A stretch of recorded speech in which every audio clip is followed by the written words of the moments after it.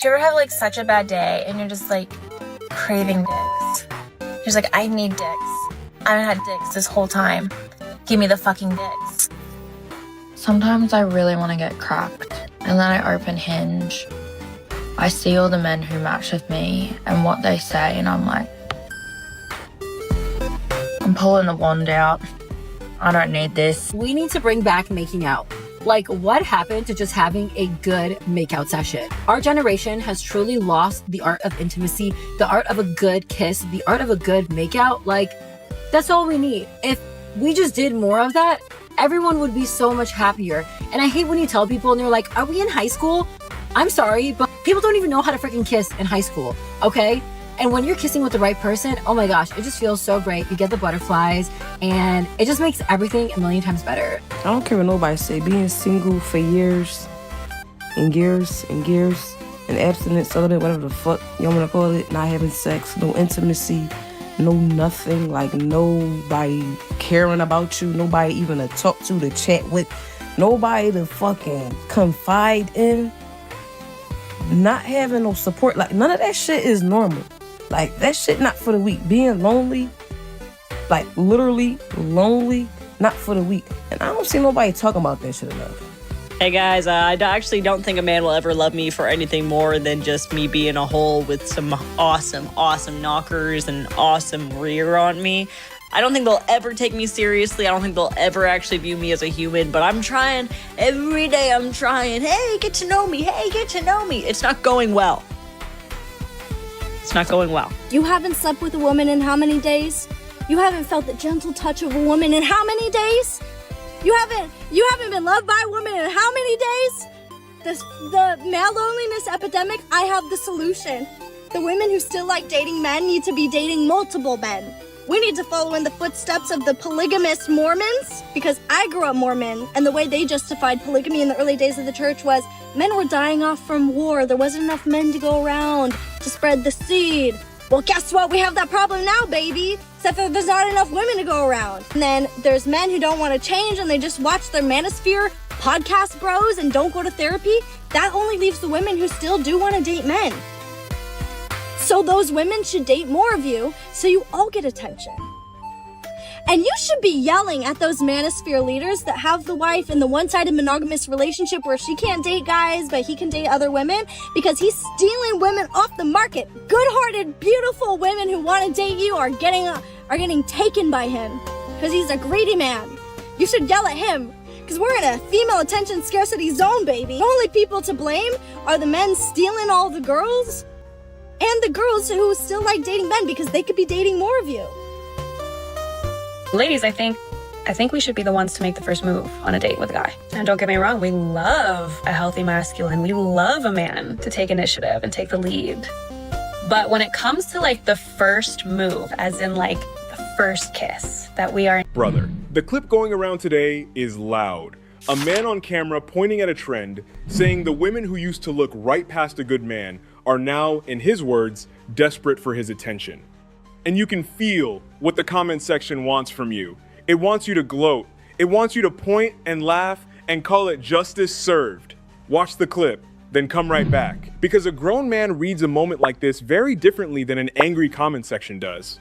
Before we get into it, hit that like button, hit subscribe, tap the bell. Now let me lay the receipts down, because underneath that loud title, there is a real thing happening in this country, and it is far bigger than any one group of people. Receipt 1. In 2023, the United States Surgeon General, Dr. Vivek Murthy, released an official advisory titled Our Epidemic of Loneliness and Isolation. He reported that about half of American adults had been living with measurable loneliness, and that the health damage of that isolation was comparable to smoking as many as 15 cigarettes a day. So hear me carefully. This is not a story about one kind of woman being lonely. This is a whole nation starving for real connection, men and women, every color. Before you gloat, understand what you are truly looking at. Receipt 2. The Pew Research Center reported in 2021 that the share of American adults who are unpartnered, meaning not married and not living with a partner, had climbed sharply over the years, and that among younger adults, it was men, in particular, who were more likely to be single. So this loneliness is landing on the brothers too. This was never a scoreboard where one side wins. Everybody out here is cold. Receipt 3. Esther Perel, a therapist who has counseled couples for more than 30 years, wrote in her 2006 book, Mating in Captivity, that when people chase validation instead of connection, they grow lonelier the more attention they pile up. Attention is not intimacy. A man can be wanted by 100 strangers and known by not a single one of them. Do not confuse being desired with being loved. Receipt 4. In the year 2000, Bell Hooks published All About Love. In it, she argued that most of us were raised to compete in love instead of to care in love, to keep score instead of to build. She wrote that love is a verb, an action you practice, not a trophy you finally win when the other person comes crawling back. That one line undoes the whole premise of that clip. Receipt 5. And look at the standard our own history already set. Frederick Douglass and Anna Murray were married 44 years. Ossie Davis and Ruby Dee, 56. Those men were not keeping a tally of who chased who first. They chose a person on purpose and built a life. And let me say this plain, so nobody twists it. A man who has to celebrate a woman's loneliness to feel tall was never standing on solid ground. Our sisters, black women first among them, have stood in the fire beside us for 400 years. We do not build our manhood on anybody's downfall. Pull that clip back up. Anticipating on the date if there's a vibe and we're both into each other. I think that the woman should do it. And you might be thinking, like, you're too nervous. There's nerves on both sides. Like, he's nervous too. You're nervous, he's nervous. You're both nervous, okay? If there's a vibe between you and you're like kind of building that anticipation, and it's gonna happen, it's like you're already kind of playing a game of like, oh, who's gonna do it first? So what I like to do when I'm on first date and I wanna kiss someone and we're in that eye contact, we're looking at each other and there's that like sexual tension that we feel, I like to break the silence by saying, do you wanna make out? And just the look on their face, like they light up and they smile and it's just like, yeah, I do want to make out. I'm glad you said that. Yes, I am pissing. Anyways, let me just tell you guys about this guy that I met at a bar. I'll probably delete this tomorrow, but anyways, he literally asked me if I had a bush. Sir, if you can't handle a bush, you can't handle my sparkling, prickly personality. But also, for that to be a question that you asked someone at the bar, crazy behavior. And then he actually was smart enough that he was like, let me put my number in your phone. And I was like, okay, he texted himself from my phone. That was actually a good one. You got me on that. And then he's like, we're going out on Sunday. And I was like, we are not going out on Sunday. I'm not going out with you on Sunday. And then I hear him talking to his friend because he's not slick with it. He's like,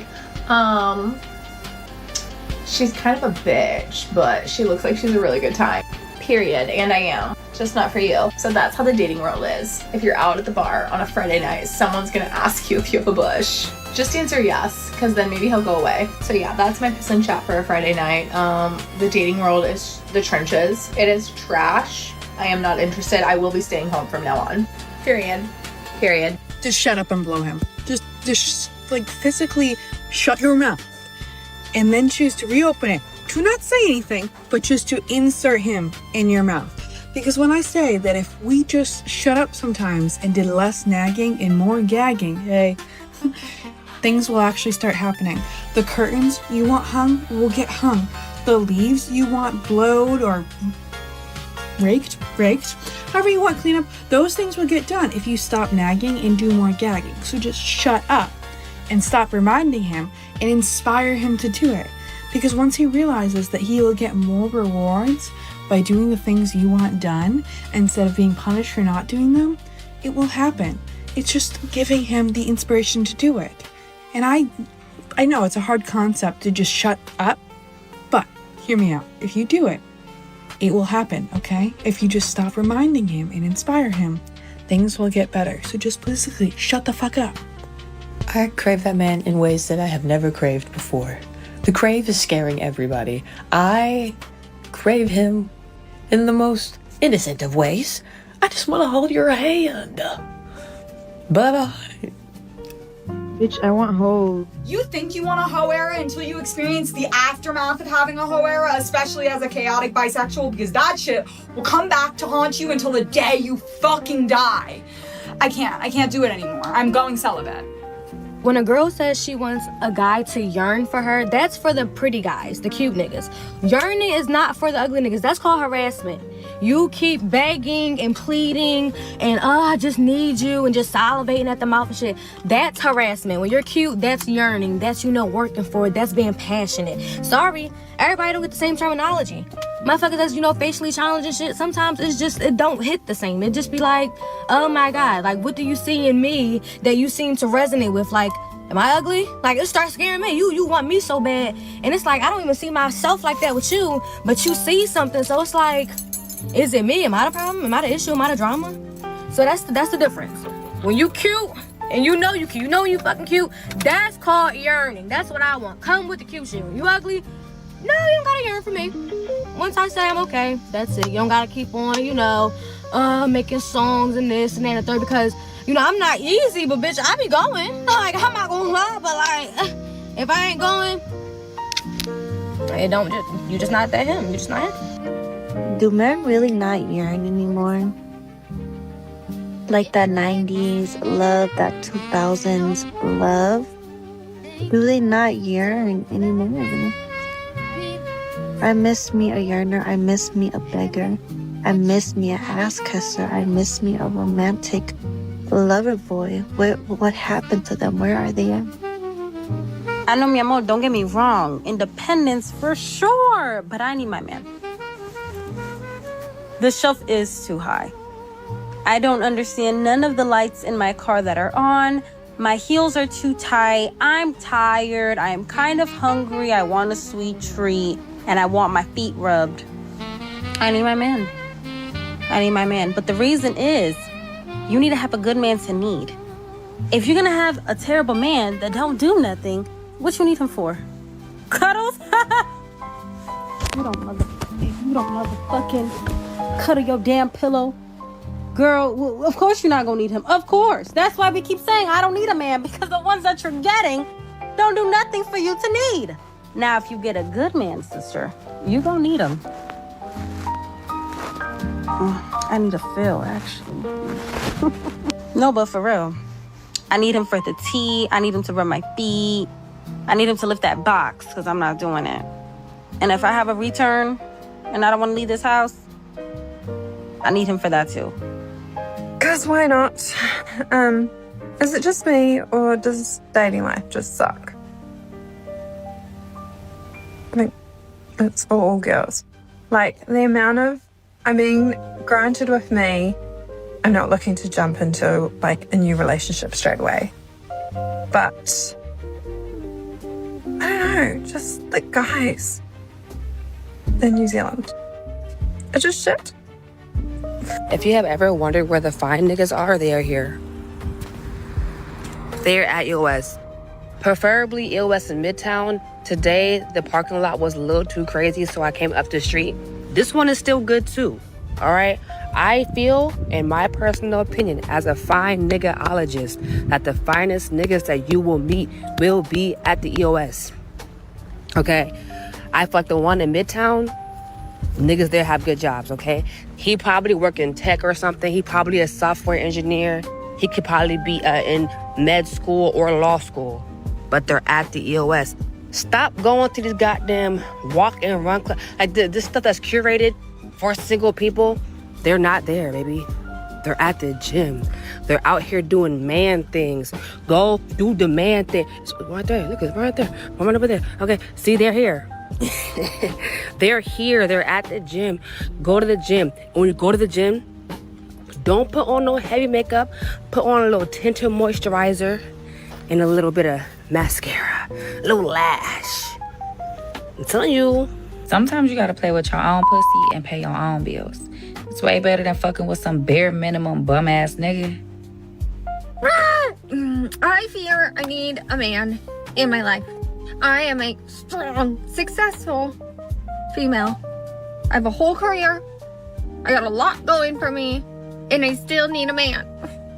Because today, the lightsy lights went off in my car and said, low tire pressure. And I was like, oh. I would love to be able to text someone and go, babe, there's a light on, and I don't know what to do. Instead, you have me out here checking tire pressure, putting air in my tire. I'm tired of being strong. I just want to be weak and babied. And I want some man to go, "Vroom, my baby's in danger. Must get air for her tire." So something that's extremely overrated is being nonchalant, being heartless, not caring about people. It's disgusting. It makes me want to puke. I hate nonchalant people, especially nonchalant men. I hate nonchalant men. Bring back the yearners. Where are the yearners? Where are the yearners? Where are they? Every single time I turn around, it's nonchalant this, nonchalant that, nonchalance this, nonchalance that. I don't give a fuck this, I don't give a fuck that. Shut up. Can't stand that shit. Because why is it suddenly a flex to not care? Bitch, you should care. Oh my god. If anything, what happened to kindness? What happened to being kind to people? What happened to like actually giving a fuck? Start gaffing immediately. And I don't want to hear none of this, oh, but if I give a fuck, I'm gonna get hurt. Bitch, you're hurting other people just because you're afraid. Grow up. It gets to a point, and I don't judge anybody. I'm not the type of person to ever judge, but if that's your reasoning, grow up. Get mature. Cause that's no. Like, it makes you really ugly on the inside when you can't try to give a fuck about literally anybody at all in your life. Like, at all. Like, their whole aura, their whole attitude is off. It's funk. Like, it's literally nonchalant funk. It's so disgusting. Back yearning, bring back yearning, bring back yearning. Why aren't we yearning? Why aren't the men yearning? Why aren't the men yearning? Yearn. I be wanting a man to yearn for me like how they do in Bridgerton and like literally show up at my doorstep and confess their fucking love, their undying love through words and actions. But these men think sending flowers is too much and that dates are too much. We're fucked. Being a girl is hard because I will reject man after man after man trying to look for the one, and then once I find the one and I'm like, yup, that's my husband, he rejects me. Right. I'm gonna be lonely forever. Nothing compares to a hoe phase in your late mid-20s. Look, I thought I had a hoe phase when I was in college, but bitch, that shit did not compare. Like, in your mid-20s, later 20s, shit hits different. Because one, like, there's like no games really, because all of us are too like depressed, tired, we have jobs, we have children, we have lives to like worry about playing the games. Like, let's get this done in and out quick. And on top of it, like, we have money. Most of us are lonely if we're single, so we're just like willing to spend time with people. So like spending money on like expensive dates really isn't a problem, because like we have salary jobs with like, but we're too poor to like buy homes. So like, why not go to a 5-star restaurant for the fuck of it? And then you get like superior peen because they've been practicing for years. Most of them are open, sexually liberated, down to try things with toys, other people, you know, whatever. It's just a grand time. Ladies, you have something to look forward to, I promise you. My problem is I can be like, you know what? I want a little bit of male attention, okay? I want a little bit of that male gaze. And then like 5 million men could give me attention, and I would literally sit there and be like, no man has given me attention in 50,000 years. And the reason is because that I really just want one specific man's attention. Like, there's just one man I have in mind, and if that man isn't giving me attention, then every single man in the entire world could give me attention, and I would still be like, Want to know the absolute best thing about being single? I can just sit on my couch and fart whenever I want. Does male yearning exist anymore? Are there guys out there waiting by their phones, waiting for that girl to reply? Do guys make playlists for their crushes? I wish that was still a thing. Like when people would make like CD, like burners. Is that what it's called? It's a little before my time. Anyways, you guys feel like they have to be nonchalant now? Like, is that like a consensus? Do you guys talk about this? Why are we all acting like we don't care when we all definitely care? We all care, especially if we're really into someone. All to say, forget being nonchalant, forget being cool. Bring back male yearning. Tastefully spread the word. Because I do have a guy friend who gets a little attached. Like, he'll be talking to someone on cuff and he's like, this is my wife. And I'm like, all right, it's actually too much. It's literally crazy that women have created an entire multi-million-dollar industry on the way they want to be yearned for, and men still can't figure it out. We have thousands, hundreds of thousands of romance novels, all written with almost the same story outline of how a woman wants to be yearned for, yet men still can't figure it out. Men still can't figure it out. We have the whole entire Bridgerton franchise.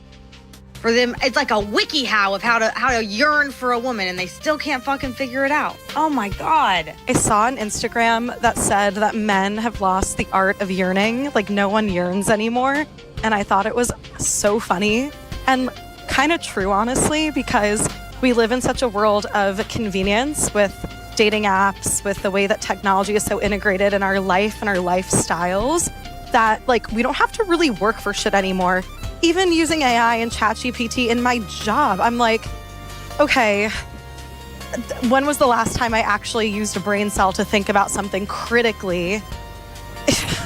So that's whatever, I digress, but my point is like, yeah, I guess we live in a world of convenience, and when it comes to dating and relationships, we're so quick to just like, whoop, on to the next. Nobody be yearning for anyone anymore. If you're saying this right now, this is a sign. My advice to you is go be a hoe. Go be a hoe. I'm so dead serious. That little coochie has some power, and if you spread your wings, it really can take you some places. Go be a hoe. Life is too short. I'm done chasing you niggas, for real. What do I look like chasing a man? What do I look like texting his phone, bro? For real, what do I look like? I'm not saying I'm not gonna put in any effort, but you literally have to show me that you want me first. Because the minute that you start showing these men that you want them back, they will stop completely. They will. You have to show me that you have interest in me. I don't care. Yearn, bro, yearn. If you want this cookie that bad, show me, honey. Actions speak way louder than words, okay? I don't care. I'm not texting you first no more. I'm not calling you first no more. I'm not doing none of that first no more. I did that, and look at where it got me, okay? No. Is it just me, or when men try to holler at you or compliment you or even slide in your DMs, it's nothing exciting about that. Like, I literally just brush that shit off every time. Men don't make grand gestures anymore. Men are not out here buying flowers. Men aren't trying to take you on a nice date. Men don't go all out for like Valentine's Day. Men aren't trying to like cook for you, because men try to make the debate about money, about spending money. But it's a lot of things in life that are free, and men not even trying to do the free shit. What really said, these niggas don't got no type. They just want a stupid bitch. And I felt they really don't have a type, if you think about it. If you think about the past women that the men that you've dealt with have been with, then compare them to you, and everything not about looks. Y'all all different types of women. They don't have a type. They'll do it with anyone. Anything with a hole, they'll do it to. They don't have a type. They just want a stupid bitch. Men not doing grand gestures. Men not going the extra mile. Men want to be treated exactly how women are treated. Men are telling other men that they are the prize. They shouldn't settle for a woman that wants to be treated the way that a woman should be treated. So I'm saying all of that to say that we are becoming a world where men don't want to treat women like women. They want to be treated like women, basically. One thing that no one actually ever wants to talk about is that feeling that you get when you realize that you've been used for your body. And people also don't talk about how it can happen like 2 years ago, but then you still get haunted by it. Like, maybe it's just me. What do you mean you spent your time entertaining me, talking to me, taking me on dates, whatever he did? Bought me things, gifted me flowers, everything. And as soon as you get what you actually wanted, you cut. That was your game plan all along. All your plan was to hit. That's disgusting. And it makes you feel disgusting because you're like, I let someone that gross into me. And you might not even necessarily let them inside of you, because you can get used for like not just your body but your spirit and your mind. Because one thing I'm noticing a lot about men is within their friendships, not all of them, some of them actually have friendships that fulfill them, but a lot of them have a lot of unfulfilling friendships. So a man will waste your time just talking to you because he has no one else to talk to. His friends don't give him an open space to feel heard, and his friends don't allow open dialogue. Like, it's just PlayStation and rubbish and girls. So not only are men using us for our bodies, they're also using us for our minds as well and soul. And that is literally why I tell you girls, if you're not going to abstain, then please do not have sex straight away. Like, wait at least 3 months, because I promise you he'll get bored eventually. Like, most of them show themselves, like most of them show what they want from you within like 2 weeks, you know? And then obviously some of them are conniving and just tapped. So if you stretch it for 3 months, you'll be able to see that this guy literally just wants you for something nonsensical. 9 times out of 10, A man that you meet is using you for something, either your body or your mind. It's going to be 1 out of 10 that actually wants to get to know you for something serious. He actually has good intentions. For him to actually have genuine intentions from the start, I promise you, that's like finding a needle in a haystack. The majority of men that are coming to you are coming to disturb. Watch the moment he says they are desperate now. That word, desperate, is engineered to make you feel powerful for a few seconds. But a man who needs somebody else's loneliness to feel like a king was never sitting on much of a throne. Now, here is the double standard nobody says out loud. Not chasing validation from people who once overlooked you, but not pretending you feel nothing and calling that numbness healing. Not gloating when somebody who ignored you ends up alone, but not letting your heart grow cold enough to enjoy anybody's suffering. Not making a woman prove she wants you badly enough to earn you, but not handing your whole heart to the first person who finally notices you exist. Not measuring your worth by whether they chase you now, but not measuring it by whether they chased you back then either. Now, how did we get here? There is a system underneath, and it is not a race, and it is not a gender. It is a market. We built a culture that turned human beings into profiles, love into a swipe, and attention into a currency people learn to hoard. The apps and the feeds make their money when you keep scrolling and keep comparing, not when you settle down somewhere happy and log off. So a whole generation got trained to treat people as disposable options and to fear commitment as if it were a loss. That machine does not care about your gender or the color of your skin. It profits off everybody's loneliness at once, and then a loud voice online points at the wreckage and tells you to laugh at one group of the wounded instead of seeing the whole house on fire. Ashes fly back in the face of the man who throws them. I talked to a brother last week, 58 years old, high school football coach, Detroit, Michigan. Said that when he was 24, there was a young woman who would not give him the time of day, looked straight past him like he was a pane of glass. And it stung him for years, quietly, the way that kind of thing does. Then, at 40-something, long after he had married a good woman and built a warm home, that same woman reached back out, newly divorced, lonely, wanting to reconnect and see what could have been. And he told me the 24-year-old still living inside him had waited his whole life to feel that exact moment of victory. But when it finally arrived, he said it felt like nothing at all, hollow. He looked at me across his kitchen table and he said, and I quote him word for word, "Son, I spent 20 years wanting that woman to want me, just so I could finally feel like a man. And when she came back, I understood I had been dragging a grudge around and calling it a goal. The peace I have today did not come from her returning. It came from me building a life that did not need her to return. Do not waste your best years waiting to win a game that was never worth playing. That is the human anchor." Now, hear me out. Proverbs 24, verse 17. "Rejoice not when thine enemy falleth, and let not thine heart be glad when he stumbleth." Look closely at what that scripture is protecting. It is not protecting your enemy, it is protecting you. The gladness you feel at another person's fall quietly rots something inside your own chest. And hear this too. Proverbs 4 verse 23. "Keep thy heart with all diligence, for out of it are the issues of life." Guard your heart, brother. Not by freezing it over, but by keeping it clean, so bitterness never gets to move in and pay rent. Brother, listen, here is your charge. 4 things, and I need you to actually do them. 1. Stop measuring your worth by who is chasing you and who is not. Your value was settled long before any of them looked your way, and it does not move when their attention does. 2. If you are carrying loneliness, say it out loud to one man you trust. Hiding it in silence is exactly how it wins. 3. Read bell hooks all about love and learn to treat love as an action you practice, not a scoreboard you check. 4.